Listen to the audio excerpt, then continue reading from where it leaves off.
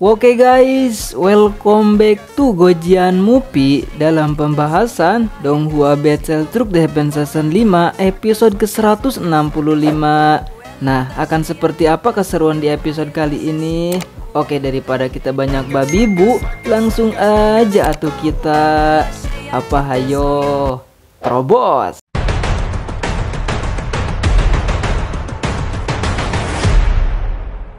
Xiaoyan yang dalam perjalanan menuju area lebih dalam wilayah kuno Manghuang, dan begitu sampai di tempat yang terdapat banyak puing-puing reruntuhan, Xiaoyan melihat banyak para ahli yang rupa-rupanya lebih dulu sampai di tempat ini.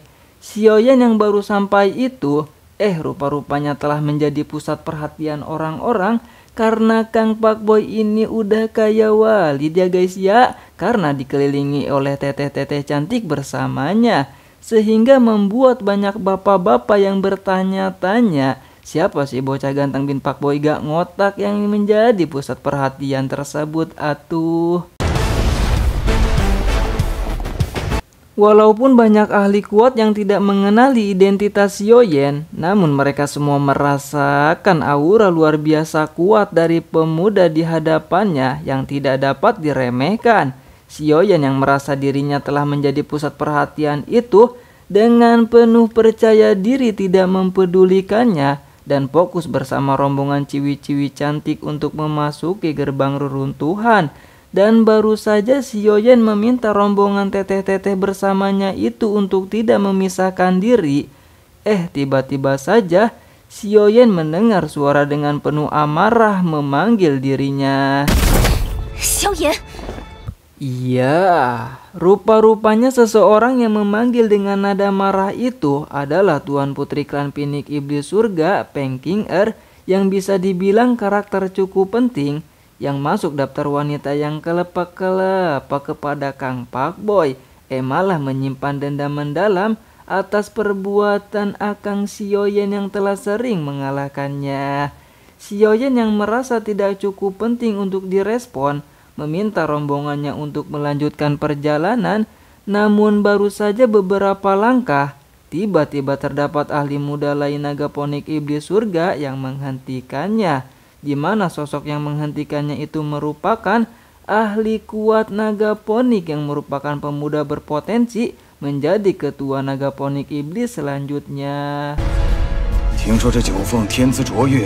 Peng Qinger yang merasa mendapatkan dukungan dari backingannya itu menjadi semakin sok keras dan berkata akan membalas dendam lamanya ketika berada di alam pil. Xiaoyan telah merebut buah asal Nagaponik darinya.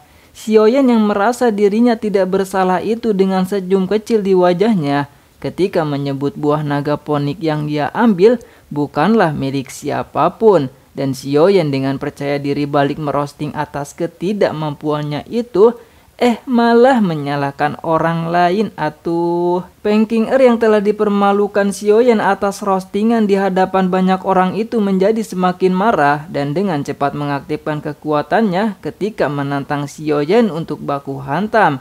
Dan dengan cepat semua orang kembali dikejutkan ketika ciwi-ciwi cantik bersama Kang Pak Boy itu merespon dengan meledakkan doki seolah menerima tantangan dari Peng Qinger. Xiaoyan yang dengan santai menghadapi betina di hadapannya yang mengamuk ketika menjelaskan bahwa penerobosan kekuatan yang gadis itu telah lakukan akan menjadi hambatan naik ranah lagi sampai kapanpun. Peng Qinger yang mendengar itu menjadi semakin meradang dan perseteruan itu menjadi semakin menarik perhatian banyak orang.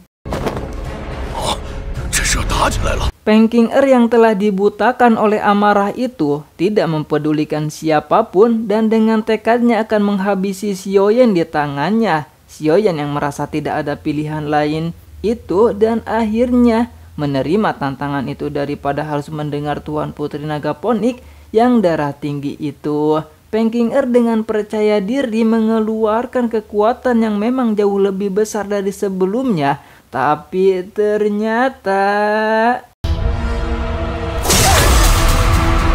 ternyata Peng Qinger dengan penuh percaya diri dan membangga-banggakan atas penerobosannya itu, malah dengan singkat waktu, Xiaoyan dengan kecepatan yang tidak dapat dilihat oleh mata telanjang itu ketika tanpa disadari telah berada di samping Peng King Er dan langsung melayangkan gambaran kisah kasih yang membuat Peng King Er dan tak bisa bangkit lagi.